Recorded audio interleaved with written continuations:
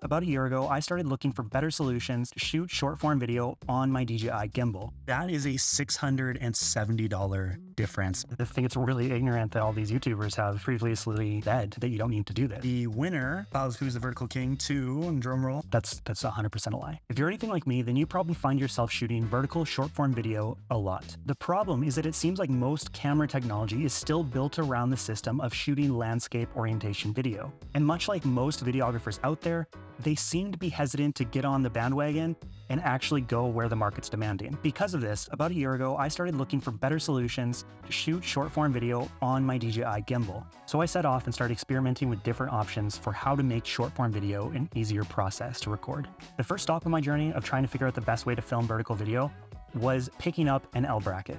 Now, the solution an L bracket provided was it allowed you to mount the gimbal plate onto the side of the camera. So now, instead of having your mounting plate on the bottom, where you have to rest your camera like this, you have it on side, so you're able to rest your camera sideways. Now, this seemed like a really great solution at first, but I actually ended up burning through one of my gimbals trying to use this method to film vertical video. And I'll show you why. So it seems like it would be good, and a lot of people will still argue for this method, but the problem is that the weight is so top heavy that it makes balancing it very difficult. The point of balance is so high on the camera body that the smallest fluctuation is going to throw the entire thing off balance. So it makes your motors work really, really hard on the gimbal and burns them out much faster than they would if you had a different solution. So after I pretty much killed my first gimbal using that method, and again, perfect balance every time, I'd always do a balance test, I started to look for a better solution because I didn't want to have to repeat that and buy another gimbal like I had this time. Now, the second step of my journey was discovering the DJI R Vertical Mount. So this was actually made by DJI for the RS2, RS3, and RS3 Pro gimbals. And so to me, this seemed like a perfect solution, and in many ways it is.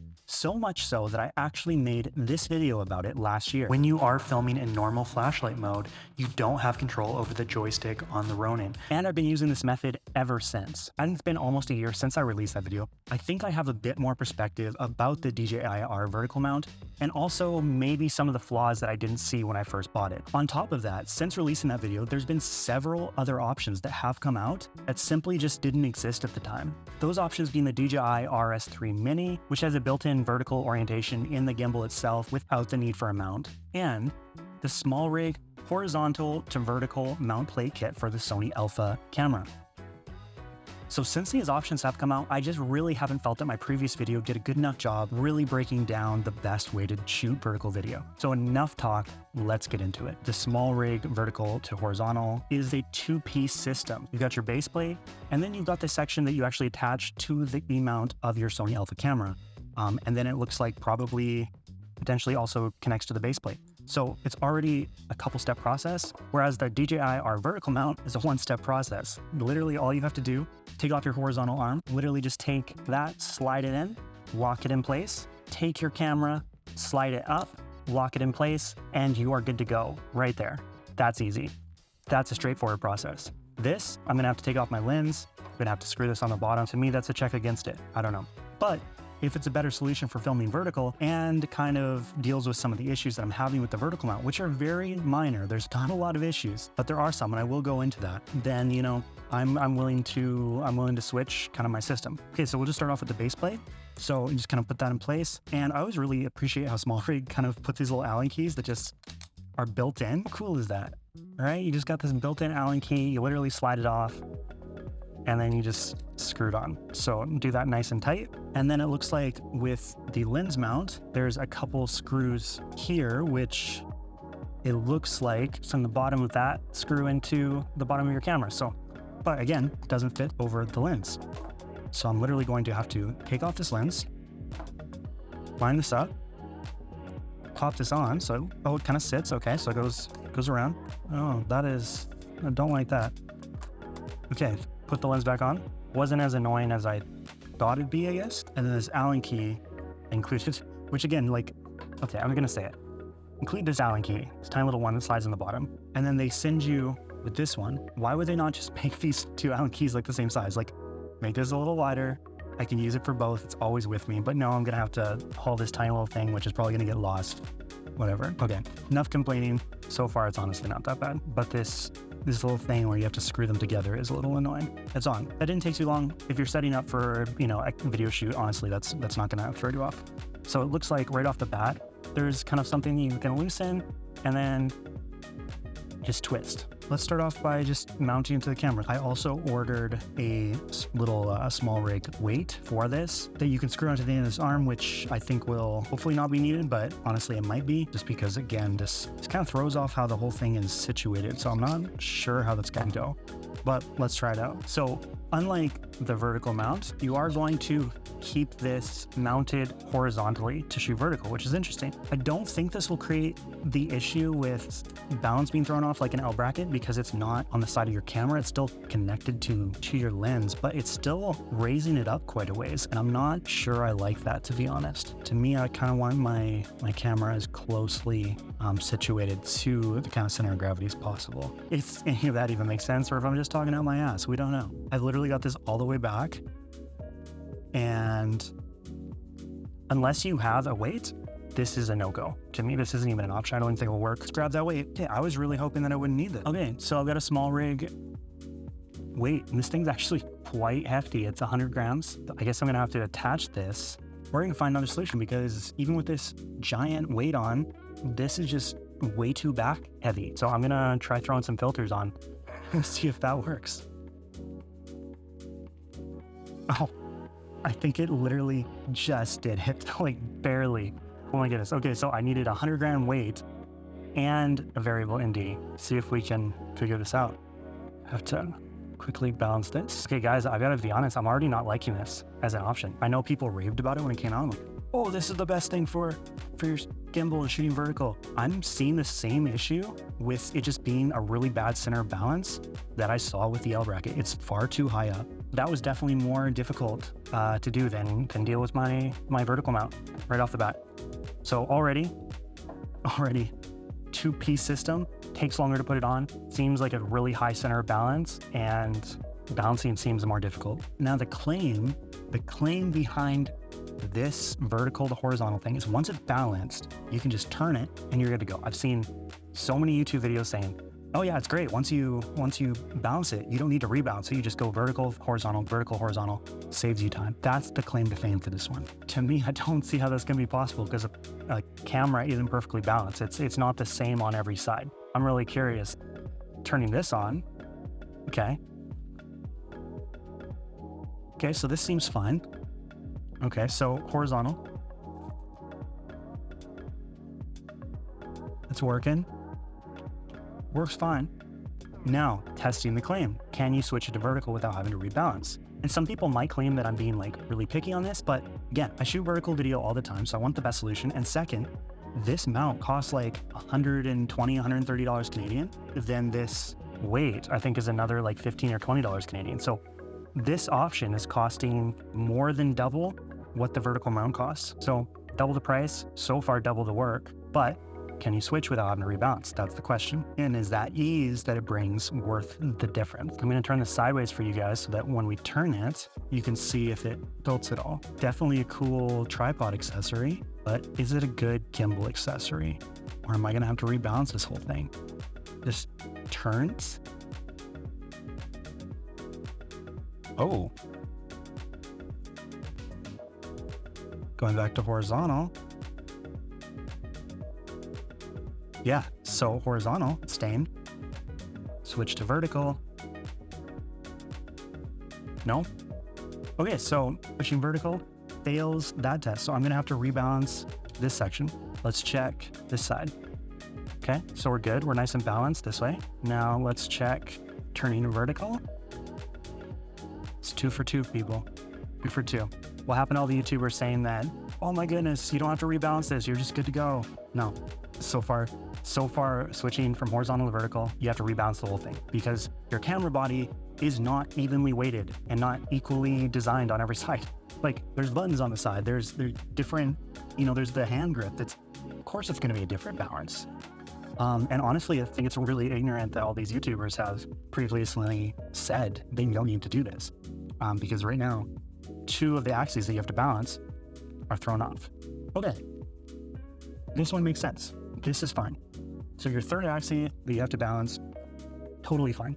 And that makes sense because the camera as a whole is the same. But for the other ones, complete rebalance needed. it's more than double the cost of the vertical mount, and 2 components probably takes double, triple the time to set it up because you have to screw in all those things, take off your lens, put it. This is not an option.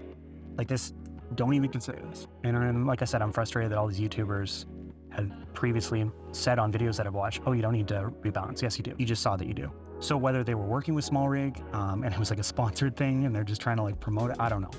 Or they just don't really care about burning out their gimbal. But for me, when you're spending, you know, $1,000, $1,300, $600, whatever it is on a gimbal, I don't want to burn it out by not having a good balance. And as cool of a piece of tech or hardware as this vertical horizontal mount is, not a good gimbal solution, and they don't advertise it as that. I want to make that clear. SmallRig has nowhere said that this is for gimbals. It's not at all. It says it's for tripods.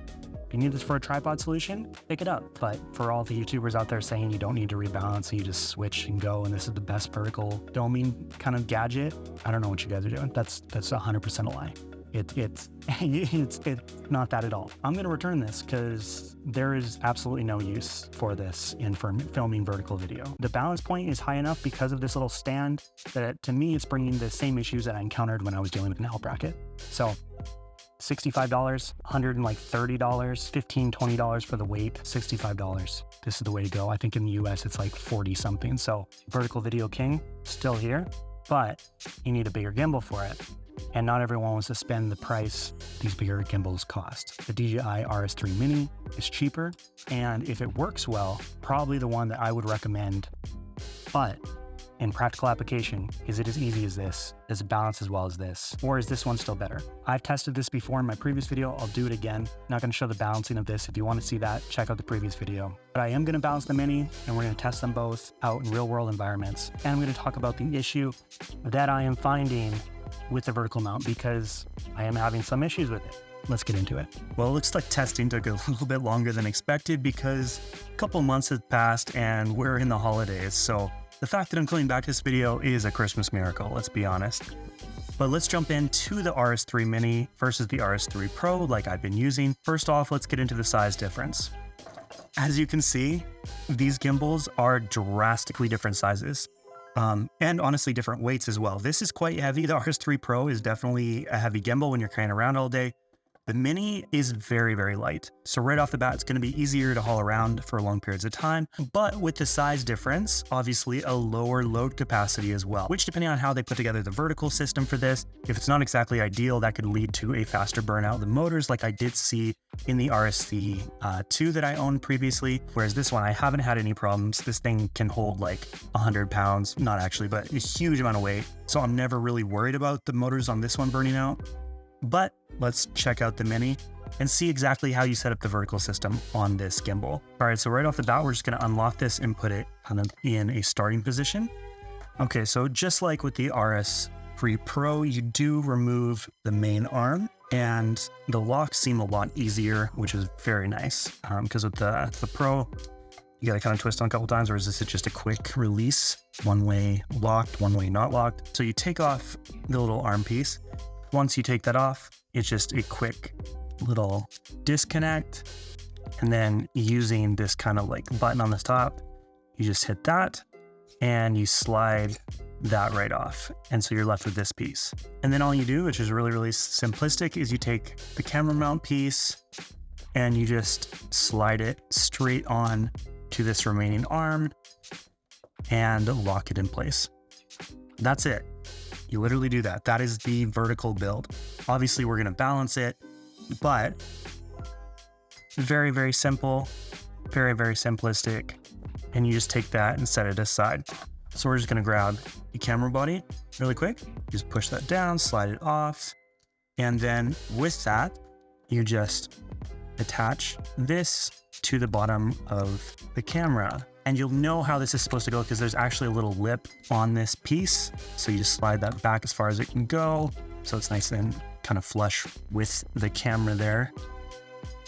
And you just make that nice and tight, which is kind of also an improvement in my mind because, you know, with the previous model, the little camera mount doesn't have like an edge at all. So really, once you take it off, and put it on, it has a tendency to twist. Every once in a while, I'll have it kind of come a little loose, and then the camera just kind of slides. Doesn't happen a lot, but if you don't tighten it up quite tight enough, it is a problem. Whereas with this, with the lip, it makes it way easier. Yeah, once you have that on, you just quickly slide this on. Same kind of balancing system as the RS3 Pro with the vertical mount. And if you want to see that, I'm going to put the video up here. I do a complete demonstration of how to balance that gimbal with the mount. Okay, so once you have this in place, we're going to just try to balance this first. So since it's tipping backwards, you can keep going forward with it. Seems to be fine. And then with this side, we are going to try to balance it so the camera, again, just stays straight up. And I'll turn that sideways just so you can see. So we're just gonna slide the kind of mount that we attached back and forth until we get it to be straight up and down. That seems to be good. I'll lock that. No, we're still turning a bit, but let's see if we can adjust that here. So we're going backwards. So let's just go slightly forward, lock that in place again. So start off on balancing like this, making sure it stays straight. And then after that, turn it up, and we want it to stay straight up and down. And then when you turn it, also not to move. So this is a great balance. This works really well. So we're gonna lock this and get locked in place. And then the next one is to balance the roll axis. And right off the bat, oh, that's turning quick. So going to the left, so we're gonna have to unlock that back piece and bring the whole thing to the right. Almost there. Okay, it's staying. Goes that way a little bit. Pretty good. I'm happy with that. Lock that again in place, and then unlock this final one. Turning, you're just going to lean it forward. And again, you're going to try to want it to not move when you lean it forward. And so I'm going to go back a bit, back, with that. Perfect. That seems good. Same thing on the other side. Yes. Okay. So that's what I'm going to do. Okay, so that's literally how you balance this. It's exactly the same as the RS3 Pro. And again, if you do want to see how I balance the gimbal, the RS3 Pro with the vertical mount, that is in my last video, so go check that out. But yeah, this is straight up just like any other gimbal balancing, very similar to the vertical balancing of the RS3 Pro with the vertical mount. And I honestly expected it to be a lot harder. I thought this was going to be something that quite honestly was not going to be the best solution. But DJI obviously saw that this was a huge market. People are filming vertical, and they were like, how can we make this as easy as possible in the smallest form factor? I can lift this and there's like no weight, which I absolutely love because I'm carrying around these gimbals sometimes for 8 to 10 hours in a day, and my arms are dead at the end of that. So I'm really impressed with this, at least the balancing. Let's get into testing it out. I'm going to bring it out, see what we can do with it. And then afterwards, I'll talk about my takeaways and honestly settle the debate in my mind, and hopefully for you as well. What is a better solution? Do you go with the larger RS3 Pro or RS2 Pro with the vertical mount? Or do you skip that entirely and just say, you know what, forget it. We're going to go with the Mini. It's cheaper. It's just as easy and it works just as well. I'm honestly thinking I might want to pick up a Mini, but got to test it out first. So let's get into that. All right, so we're just going to step outside really quick and test the two different gimbals, kind of seeing which provides more stable footage or if they're kind of equivalent. And then once you watch it, you can judge for yourself. So my friend Davey and I just went to 17th Ave in Calgary, and we decided to do a little bit of running test with the gimbal. What I'm seeing here, it seems like both gimbals are operating really well. The footage seems very smooth, very little movement. Even here, kind of more in a sprint, they're still very, very smooth. And then running backwards, I'm kind of seeing the same effect. Keep in mind that I am running backwards. This is why the Mini shot on the left side is feeling a little more rocky back and forth, just because I'm really checking I'm not running into anyone. When I brought it inside to Socality House, just finding that, you know, everything seems very smooth, very controllable. It doesn't seem like it's difficult to control at all. Very, very similar to how the experience with the RS3 Pro feels. And one of my main things that I wanted to check was how it performed in underslung mode, because that's an issue that I run into with the Pro, where the balance just doesn't feel quite right. But with the Mini, it seems like it's actually performing way better than with the RS3 Pro. And it seems like they fixed whatever the issue was with the mount. Guys, I think I'm in a little bit of trouble. So I'm not gonna lie, I think I like this better. And I say that like very frustrated that I'm saying that. Obviously, you need to look back at the test footage, but right off kind of the bat, I'm a pretty big fan of this for vertical filming. Obviously, if you need the load capacity, there's no question. This is going to be able to handle more. The motors will be able to handle more just because, yeah, this thing's a beast, right? But having said that, you've got a situation where this is $1,100 Canadian, and this, just looking at it right now, on regular price is $429. That is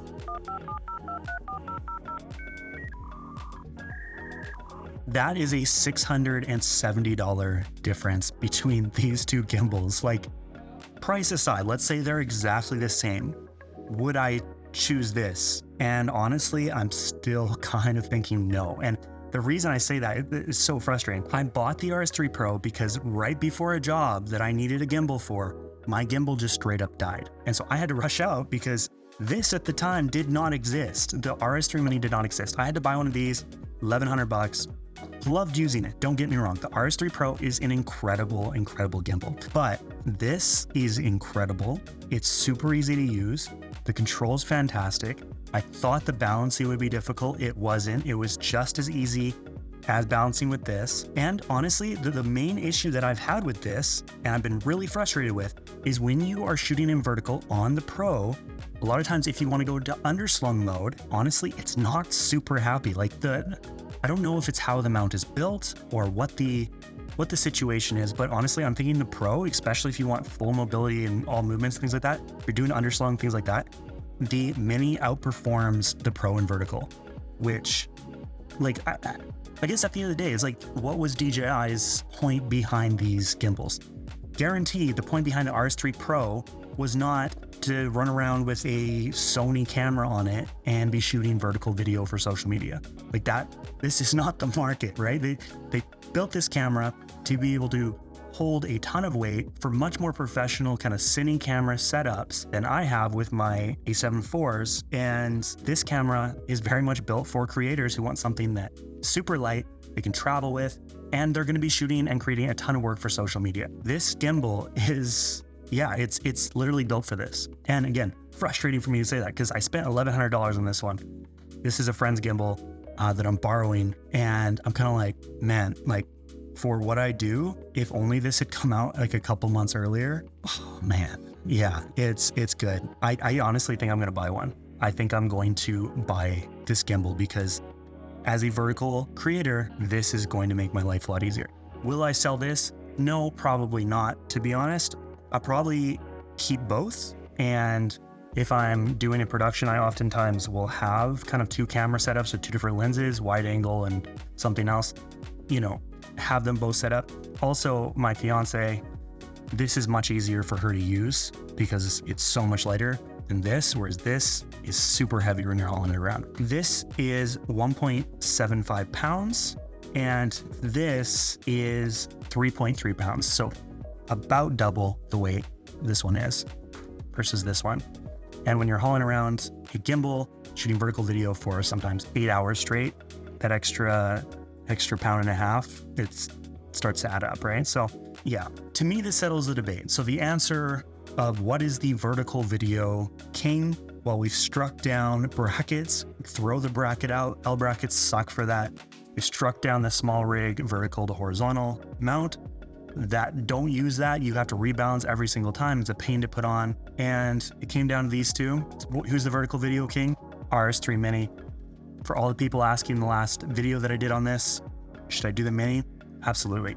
As much as I love the vertical mount, and I will always be a big proponent of the DJI RS Vertical Mount, I think it's a great solution depending on what gimbal you have. If you're starting from scratch and you just have to pick up a gimbal, this is $670 less. It seems to run vertical mode way smoother than the Pro with the vertical mount, although both are really great solutions.